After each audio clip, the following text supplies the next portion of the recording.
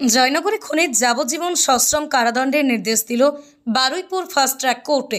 গত 16/10/2020 তারিখে সকালে জয়নগর থানার রাজাপুর কারাবেগ গ্রামে এক মহিলার মুন্ডবিহীন মৃতদেহ উদ্ধারের ঘটনার তদন্তে নেমে ফরমান লস্কর, আতিয়ার রহমান, মনিরা খাতুন তিনজনকে গ্রেপ্তার করে তদন্তকারী অফিসার। 16 জন সাক্ষ্য বারুইপুর আদালতে পেশ করা হয়। এই মামলায় গতকাল তিনজনকেই দোষী সাব্যস্ত করে আদালত।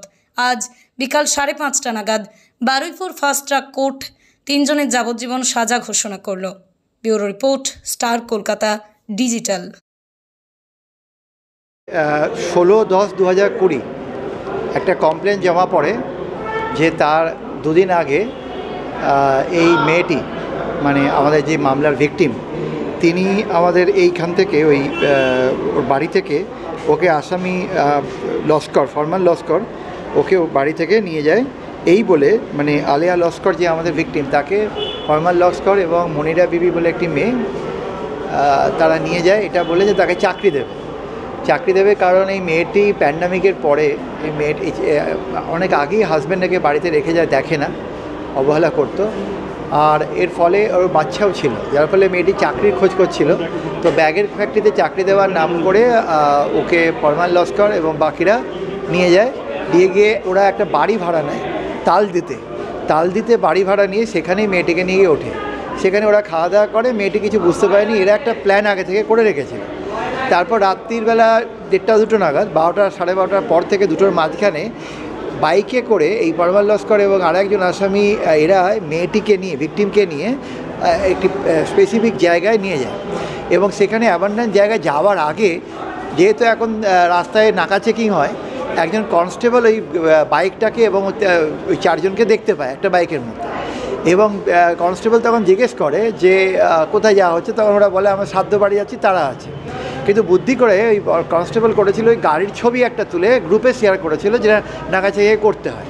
পরবর্তীকালে এই মেয়েটিকে নিয়ে গিয়ে ওই হাসুয়া দিয়ে আগে মার্ডার করে, তারপর হাসুয়া দিয়ে কেটে ওর মাথাটা এবং ধড়টা আলাদা করে দেয় এবং মাথাটাকে একটু দূরে একটা ইয়ের মধ্যে, মানে নালার মধ্যে ফেলে, আর বডিটাকে রাস্তার উপরে ফেলে ওরা চলে যায়।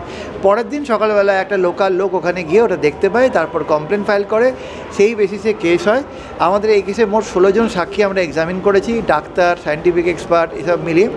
সিরিয়ালের ডেটা এবং মোবাইল ডেটা এই দুটো আমাদের খুব হেল্প করেছে, কারণ অ্যাকিউজ পারসন এবং এদের লোকেশান, তালদি এবং বিভিন্ন জায়গায় আমরা দেখতে পেয়েছি। এবং এখানে এই মামলা চলাকালীন বেশ কিছু উইটনেসকে থ্রেট করা হয়, ভয় দেখানো হয়। সেই জন্য এই কোর্ট এসপি সাহেবের উপর অর্ডার দিয়েছিল যাতে উইটনেসদের প্রোটেক্ট করা হয়। তো আলটিমেটলি উইটনেসরা কোর্টে আসে এবং তারা সাক্ষী দেয় এবং আজকে আমাদের এই জাজমেন্ট হলো। আমাদের 302, 201, 120B, 34 কনভিকশন হয়েছিল গতকাল।